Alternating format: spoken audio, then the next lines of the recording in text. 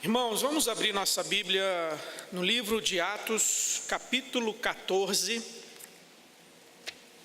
Atos dos Apóstolos, capítulo 14.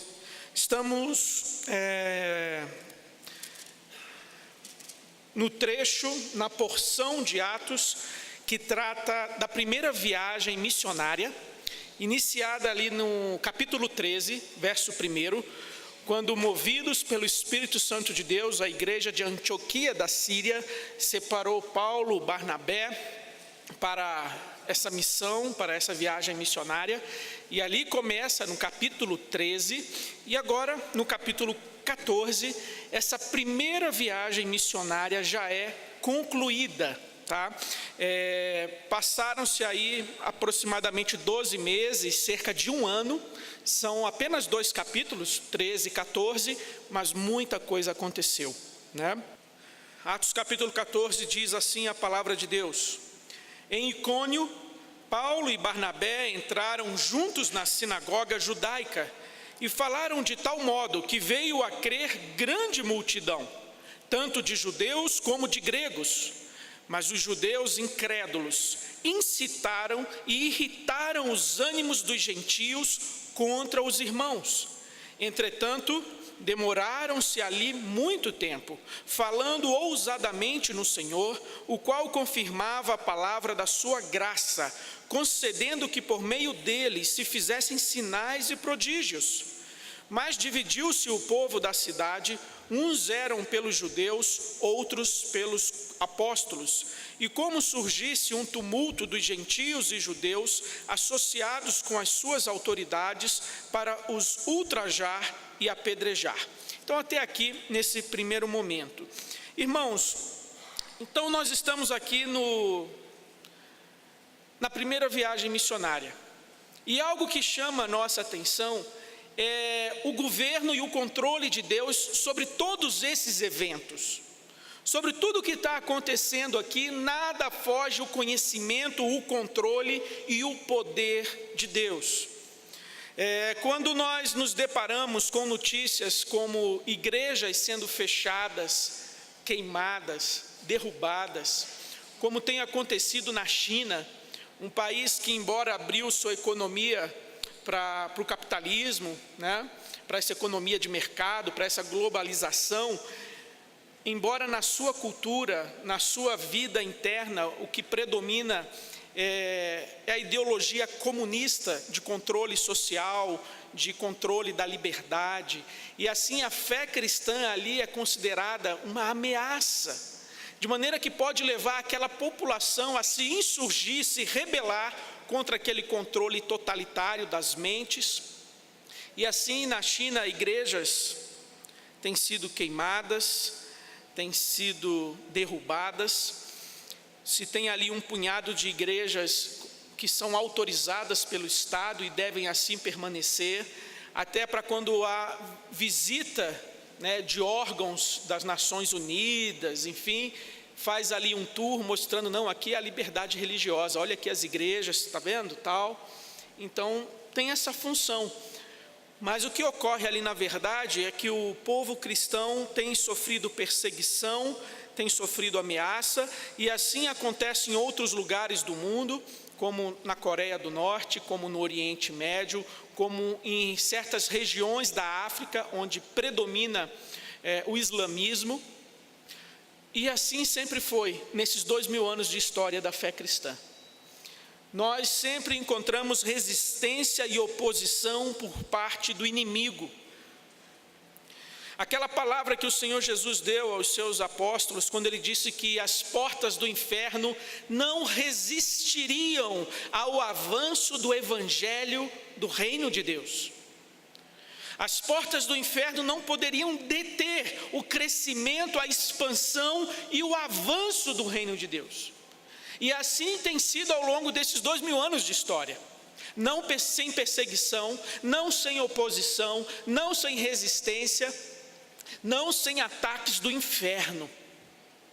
E assim nós vemos nessa primeira viagem missionária, que por onde Paulo e Barnabé andam, levando a boa semente do evangelho, Pessoas são salvas, pessoas são libertas, pessoas são curadas, mas ali também se manifesta a resistência do inferno, a resistência do inimigo, que não pode deter o evangelho, mas que pode causar dor e sofrimento e embaraço aos servos de Deus.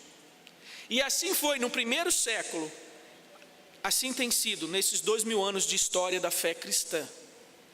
O texto nos fala da chegada de Paulo e Barnabé em Icônio, cerca ali de alguns quilômetros de Antioquia da Psídia, onde eles estavam no começo do capítulo 13. Ali foram perseguidos, se dirigiram então a Perge, da Panfilha, e eles vão pela Ásia Menor, seguindo a estrada imperial, a estrada principal, e adentrando ali nas principais cidades. E como de costume, Paulo e Barnabé se dirigem à sinagoga judaica. Sinagoga essa que era composta de judeus e gentios prosélitos, gentios convertidos ao judaísmo. E ali eles participavam da sinagoga, da leitura do Antigo Testamento, das orações, e recebiam a oportunidade de compartilhar da palavra. E o texto diz que eles ali, dirigidos pelo Espírito Santo de Deus, pregaram, e veio a crer grande multidão. Veio a ter uma grande resposta. Muitas pessoas receberam a fé movidas pelo Espírito Santo de Deus, tanto judeus quanto gregos. Porém, havia um grupo de judeus incrédulos, desobedientes, e começaram então a incitar, a levantar a população, as pessoas ali de Icônio, contra os irmãos, contra Paulo e Barnabé, contra a igreja que estava se estabelecendo, que estava nascendo naquela cidade. Mas apesar dessa perseguição, o texto fala que eles se demoraram ali muito tempo. Não foi por causa da perseguição, da injúria, da calúnia, da mentira, que eles prontamente fizeram as malas e foram embora. Não, ali permaneceram. E o texto diz que a palavra do Senhor, ela era confirmada através de sinais e prodígios que eram ali realizados. Então, apesar da oposição, apesar da perseguição, Deus está no controle. Deus está dirigindo ali os seus servos. Até que chega um ponto onde essa perseguição vai além da injúria, da mentira, da calúnia. E há um plano para tirar a vida então de Paulo e Barnabé, para os apedrejar. E o texto diz, a partir do verso 6, que sabendo eles, fugiram para Listra e Derbe, cidades da Licaônia e circunvizinhança, onde anunciavam o evangelho. Em Listra costumava estar sentado certo homem aleijado, paralítico, desde o seu nascimento, o qual jamais pudera andar. Esse homem ouviu falar Paulo, que fixando nele os olhos e vendo que possuía fé para ser curado, e disse-lhe em alta voz: apruma-te direito sobre os pés. E ele saltou e andava. Quando as multidões viram o que Paulo fizera, gritaram em língua licaônica, dizendo: os deuses em forma de homens baixaram até nós. A Barnabé chamavam de Júpiter e a Paulo Mercúrio, porque era este o principal portador da palavra. O sacerdote de Júpiter, cujo templo estava em frente à cidade, trazendo para junto das portas touros e grinaldas, queria sacrificar juntamente com as multidões. O que acontece então? Pela direção do Espírito Santo de Deus, Paulo e Barnabé resolvem ter uma saída estratégica. Eles saem de Icônio e se dirigem então a Listra e Derbe, cerca ali de 30 quilômetros de distância. E ali naquela cidade, aparentemente não havia uma sinagoga.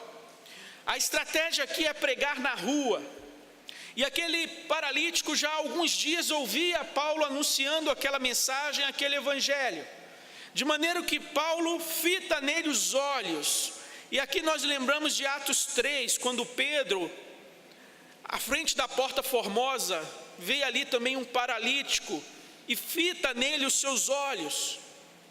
E ali Pedro, como instrumento de Deus, ele é o agente que vai operar aquela cura naquele paralítico.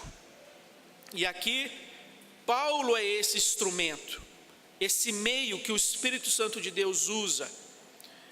Aquele homem manifestou fé. O Espírito Santo revelou a Paulo que havia naquele coração fé para crer naquela palavra, naquela mensagem.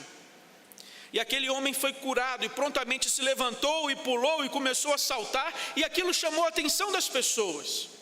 Então o mesmo Deus que governa com o seu poder, mesmo em meio à perseguição que houve em Icônio, é o mesmo Deus que governa e dá poder para os seus servos aqui pregarem ousadamente e realizarem sinais e prodígios. Irmãos, sinais e prodígios na Bíblia, nos evangelhos, em Atos, tem um propósito, um objetivo, que é autenticar, que é confirmar aquela pregação e aqueles mensageiros, de maneira que não sejam apenas falastrões, que não sejam apenas filosofia humana, sabedoria humana, mas é uma pregação que vem acompanhada de demonstração de poder. E assim Hebreus capítulo 2 verso 4 nos lembra que dando Deus testemunho juntamente com eles, por sinais e prodígios e vários milagres, e por distribuições do Espírito Santo, segundo a sua vontade. E assim esse evangelho ia sendo confirmado de cidade em cidade, de que aqueles mensageiros de fato eram homens de Deus, enviados da parte de Deus, e que aquela cidade, aquele povo deveria dar ouvidos àquela mensagem. E assim houve aqui uma demonstração de misericórdia, de compaixão com aquele homem, que foi curado dessa miséria, dessa enfermidade, daquela condição de depender das esmolas dos outros, e agora poder trabalhar e conquistar o seu pão de cada dia com as suas mãos, com o seu trabalho. Mas também foi uma oportunidade que Deus preparou para chamar a atenção daquelas pessoas, daquela população, para que assim pudessem olhar para Paulo e Barnabé e ouvir aquela mensagem. O mesmo Deus que governa poderosamente em meio ao sofrimento, é o Deus que poderosamente dá ousadia e dá poder para os seus servos realizarem sinais como esses. E o que acontece ali no meio daquele povo, em Listra? Havia uma lenda naquela cidade, registrada por um poeta romano chamado Ovídio, que dizia que tempos atrás naquela região, eles foram visitados por deuses, Zeus e Júpiter, né? Ou Zeus e Hermes. Zeus no caso é o nome grego, Júpiter é um nome latino, romano, Hermes é o nome grego, Mercúrio é esse nome latino, romano. Zeus, no caso, é o rei dos reis, o deus dos deuses, o chefe maior, o deus maior do panteão greco-romano. Ao passo que Hermes é o mensageiro dos deuses, ele é o patrono dos oradores. Do nome Hermes vem a palavra hermenêutica, a ciência da interpretação das escrituras. E assim, o que dizia essa lenda? Que esses deuses, Zeus e Hermes, no passado haviam visitado aquela região, mas não foram devidamente honrados pelo povo da cidade, com exceção de um casal. E ali esses deuses então destruíram os moradores daquela cidade, com exceção daquele casal. E isso foi registrado, isso era do conhecimento público. E quando ali acontece esse milagre, esse sinal, estando ali Barnabé e Paulo, as pessoas prontamente identificam, correlacionam aqueles dois como uma nova visitação desses deuses do passado. E eles não querem cometer o mesmo erro, eles não querem receber a mesma condenação. Então prontamente eles passam a honrar, a adorar, a querer homenagear Paulo e Barnabé como sendo ali manifestação de deuses, a encarnação de deuses. E o que Paulo e Barnabé então fazem? rasgam suas vestes, no sinal de desespero. Verso 14. Porém, ouvindo isso, os apóstolos Barnabé e Paulo, rasgando as suas vestes, saltaram para o meio da multidão, clamando: Senhores, por que fazeis isto? Nós também somos homens como vós, sujeitos aos mesmos sentimentos, e vos anunciamos o Evangelho.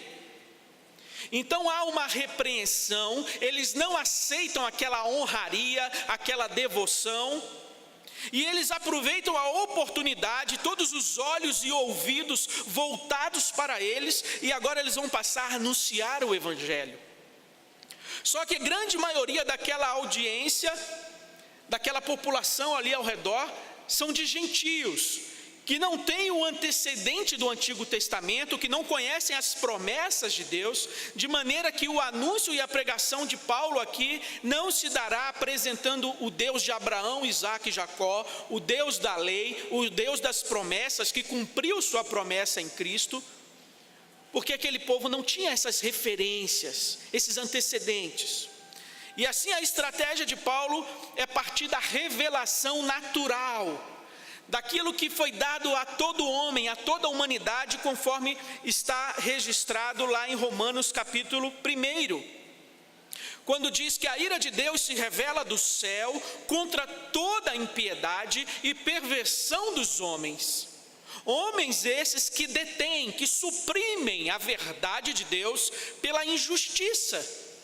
Porquanto o que de Deus se pode conhecer é manifesto, é revelado entre eles, porque Deus lhes manifestou. Porque os atributos invisíveis de Deus, assim o seu eterno poder, como também a sua própria divindade, claramente se reconhecem desde o princípio do mundo, sendo percebidos por meio das coisas que foram criadas. E tais homens são, por isso, indesculpáveis. Como diz o salmista, os céus proclamam a glória de Deus e o firmamento anuncia as obras das suas mãos. E essa revelação natural, os moradores de Listra e Derbe possuíam. E é a partir dessa revelação natural, dada a todos os homens, que Paulo parte, faz um ponto de contato para anunciar a salvação em Cristo. Ao que ele diz: nós também somos homens como vós, sujeitos aos mesmos sentimentos, e vos anunciamos o Evangelho, para que destas coisas vãs, dessas práticas vãs, vos convertais ao Deus vivo, que fez o céu, a terra, o mar e tudo o que há neles. E não apenas criou todas as coisas, mas também o qual nas gerações passadas permitiu que todos os povos andassem nos seus próprios caminhos. Contudo, não se deixou ficar sem testemunho de si mesmo, fazendo o bem, dando-vos do céu chuvas, estações frutíferas e enchendo os vossos corações de fartura e de alegria. A ideia aqui é que o mesmo Deus que criou poderosamente o universo e a humanidade é o mesmo Deus que sustenta a vida, que mantém a vida, que supre aquilo que é necessário à vida, dando as estações, dando a chuva, dando o alimento, dando a alegria. Tudo isso é dádiva de Deus, é bênção de Deus concedida à humanidade, porque a chuva vem sobre justos e injustos. E assim Paulo anuncia àquele povo que o Deus vivo, Criador de todas as coisas, é o Deus que sustenta, é o Deus que mantém a vida, é o Deus que dá a alegria no coração e a fartura. E dizendo isto, foi ainda com dificuldade que impediram as multidões de lhes oferecer sacrifícios. E assim Paulo foi apresentando o Deus verdadeiro, para que aqueles homens abandonassem aquela vida de idolatria, de paganismo, de erro e de engano. Sobrevieram, porém, judeus de Antioquia da Psídia, cerca aí de 150 quilômetros de distância, e Icônio e instigando as multidões e apedrejando a Paulo, arrastaram-no para fora da cidade, dando-o por morto. Veja, num instante, num momento, aquela turba, aquela multidão, olha para Paulo e fala que ele é Deus, que ele é Hermes, que ele é o mensageiro de Deus. Mas em outro momento, em outro instante, bem, já que ele não é Deus, ele é um impostor. Já que ele não é Deus, ele é um enganador. Ele é um contraventor, ele é um perturbador. E aquele que estava sendo honrado, adorado, agora é apedrejado. Lembra de Jesus? Iniciou a semana entrando em Jerusalém, a entrada triunfal, Hosana, Hosana, bendito que vem em nome do Senhor. E antes que aquela semana terminasse, aquela multidão dizia: crucifica-o, crucifica-o. E assim é a vida daqueles que às vezes ficam preocupados apenas em receber a aprovação, a aceitação das pessoas. Isso é instável, isso é incerto. A nossa preocupação deve ser em agradar a Deus, ser fiel a Deus, ser fiel à sua palavra e cumprir a missão que o Senhor nos deu, assim como o Senhor Jesus cumpriu a sua missão e não negociou a verdade do Evangelho, não se preocupou com os líderes judaicos. E aqui Paulo, ao assumir a palavra, ele não toma aquela glória para si, ele não aceita aquela adoração, mas ele anuncia o Evangelho do Deus vivo, mesmo que isso custasse a sua integridade física. Vemos aqui esses traidores, esses judeus, que eram do povo da aliança, do povo das promessas, e eles estão aqui no encalço de Paulo, trazendo dificuldades, embaraços e incitando os outros a matá-lo. E aqui, meus irmãos, como que houve um milagre, como que por um milagre, apesar de apedrejado, Paulo ainda se levanta, Paulo ainda volta caminhando para a cidade. Rodeando, porém, os discípulos, levantou-se e entrou na cidade, e no dia seguinte partiu com Barnabé para Derbe.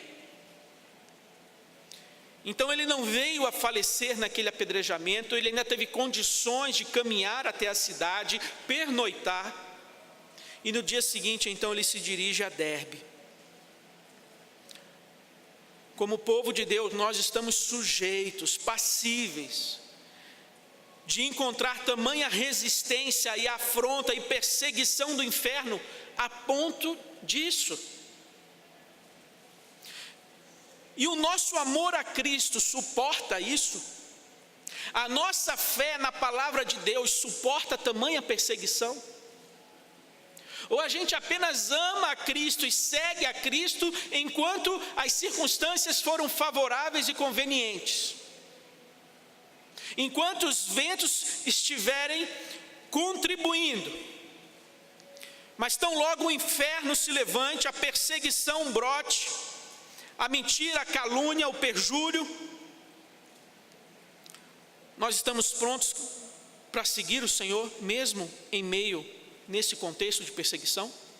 O seu amor e a sua fé resistiriam às chamas da perseguição e da provação? Porque a palavra de Deus nos diz, meus irmãos, que isso não deve ser um motivo de espanto, de surpresa.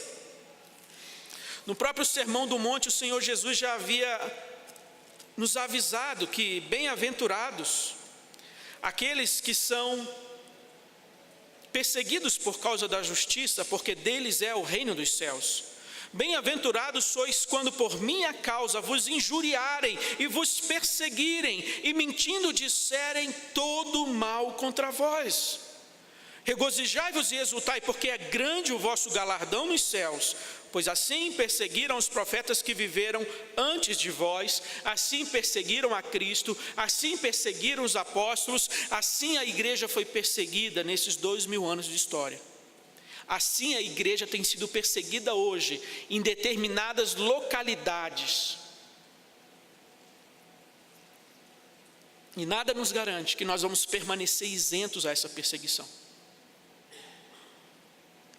O texto então diz que verso 21, tendo anunciado o evangelho naquela cidade, Derbe, e feitos muitos discípulos ali, voltaram para Listra, onde ele foi apedrejado, voltaram para Icônio, onde ele foi perseguido, e Antioquia, fortalecendo as almas dos discípulos, exortando-os a permanecer firmes na fé e mostrando que através de muitas tribulações nos importa entrar no reino de Deus. E promovendo-lhes em cada igreja a eleição de presbíteros, depois de orar com jejuns, os encomendaram ao Senhor em quem haviam crido. E atravessando a Pisídia, dirigiram-se a Panfilha, e tendo anunciado a palavra em Perge, desceram a Atália, e dali navegaram para Antioquia da Síria, a igreja enviadora, onde tinham sido recomendados a graça de Deus para a obra que haviam já cumprido. E ali chegados, reunido a igreja, relataram quantas coisas fizera Deus com eles, e como abrir aos gentios a porta da fé, e permaneceram não pouco tempo com os discípulos. Meus irmãos, aquelas pedras, aquela perseguição, aquele ódio, não fizeram com que Paulo e Barnabé desistissem da sua missão, desistissem do seu propósito de anunciar a Cristo em lugares onde ele não era conhecido. Pelo contrário, essas perseguições abriam novos campos e novas oportunidades, porque faziam com que Paulo arrumasse as malas e partisse para a próxima cidade, para a próxima região, e ali formasse igreja, e ali pregasse o evangelho, e ali houvesse salvação. Porém, Paulo retorna, faz o caminho inverso e vai voltando naquelas mesmas cidades, e vai reencontrando aqueles que receberam o evangelho, e vai visitando as igrejas que estavam ali sendo formadas. Ele vai pastoreando aquele povo, ele vai fortalecendo a fé deles. Aquele que foi perseguido, aquele que foi apedrejado, aquele que foi ameaçado de morte, aquele que teria razões, humanamente falando, para estar desanimado, abatido, para estar com a sua fé vacilante, é justamente esse que vai fortalecer a fé, a esperança e animar os irmãos. Lembrando aos irmãos que é no meio de perseguição e tribulação que nós entramos no reino de Deus. Promove nessas igrejas a eleição de presbíteros. Esse negócio de igreja presbiteriana, de eleger presbíteros, não foi algo que a gente inventou, não foi algo que a gente achou interessante, democrático, mas essa é uma prática da igreja primitiva, da igreja do Novo Testamento, está aqui. Paulo, então, dentre aqueles irmãos da igreja, juntamente com a igreja, num ambiente de oração, de jejum, de buscar a direção de Deus, Deus separava aqueles que iriam liderar e conduzir a igreja, pastorear a igreja. E Paulo assim os ordenava com imposição de mãos. E aqueles irmãos ficavam ali como um conselho, um grupo de pastores sobre aquela igreja local.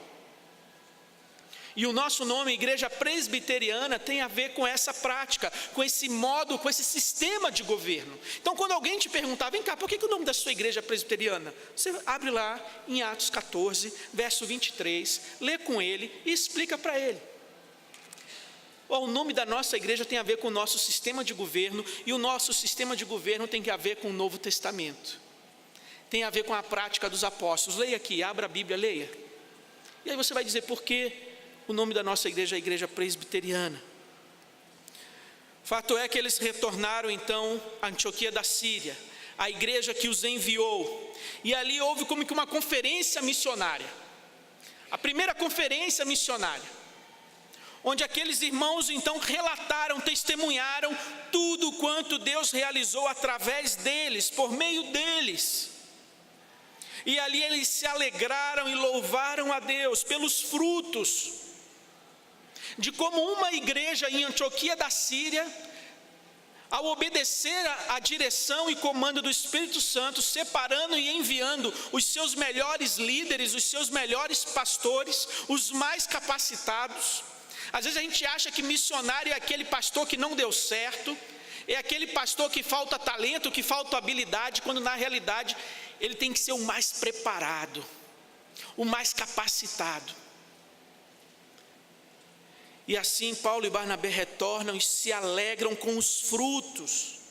Lembra do salmista, quando ele diz que aquele que vai caminhando, semeando, com choro, com lágrima, e quando lança a semente, voltará com júbilo e com alegria, trazendo consigo os seus feixes.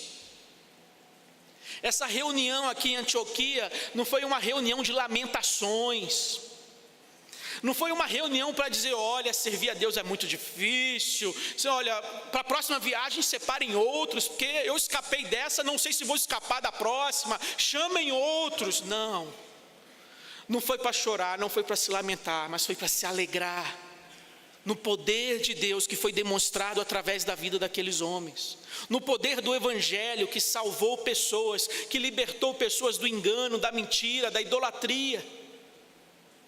E assim naquela reunião em Antioquia, houve um culto de louvor, de adoração, de gratidão a Deus por tudo quanto Ele realizou.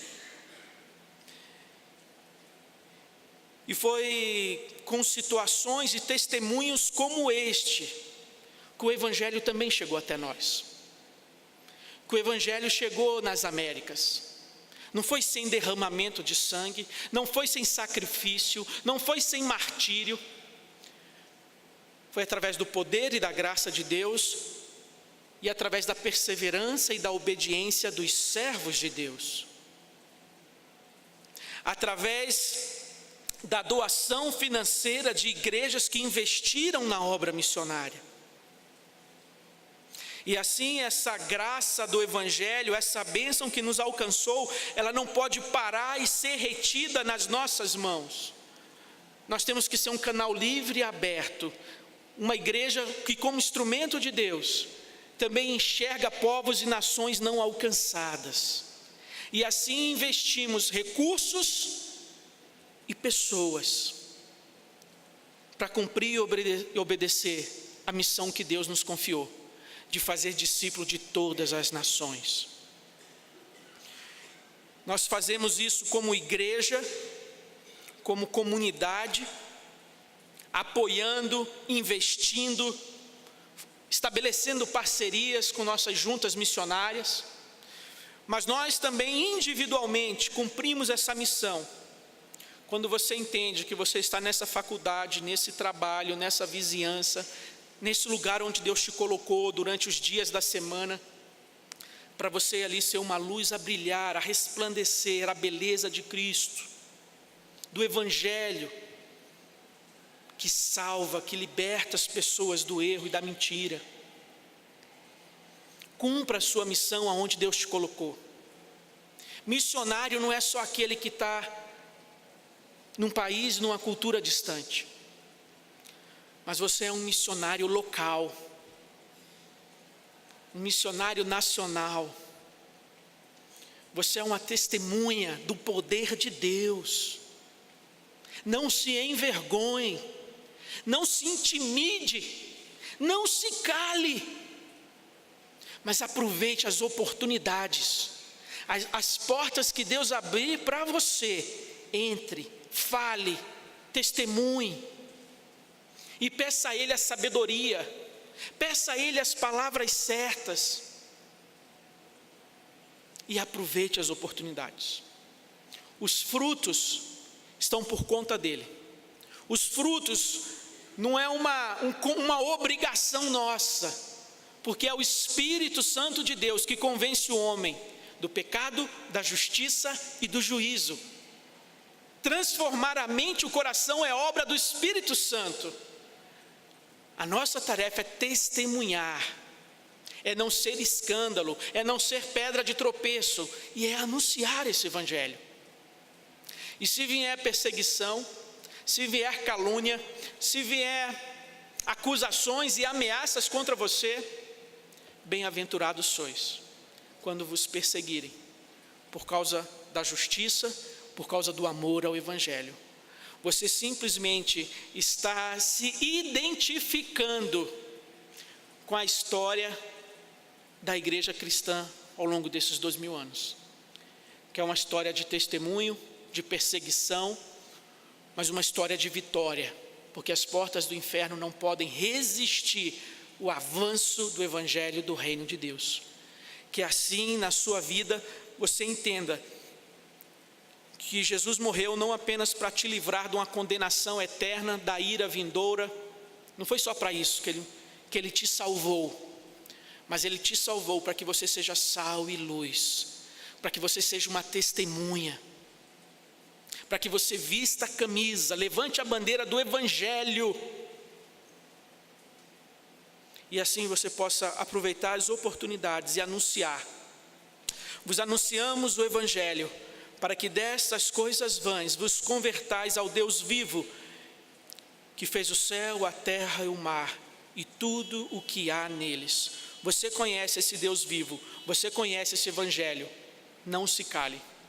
Você tem uma grande responsabilidade, e um dia você vai prestar contas a Deus, das oportunidades que você teve, das pessoas que passaram por você, e você poderia ter compartilhado desse Evangelho.